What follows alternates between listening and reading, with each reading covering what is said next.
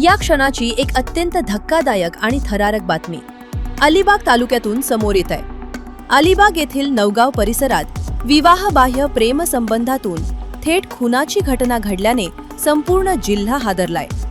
छाया जगदीश पाटील या 42 वर्षीय महिलेचा तिच्याच प्रियकराने वाद झाल्यानंतर मारहाण करून खून केल्याची घटना उघडकीस आली आहे। या प्रकरणी अलिबाग पोलिसांनी संशयित प्रियकर निलेश एकनाथ घासे याला तात्काळ अटक केली आहे। मिळालेल्या माहितीनुसार 18 जून रोजी पतीसोबत भांडण झाल्यानंतर छाया पाटील या प्रियकर निलेशच्या घरी गेल्या होत्या।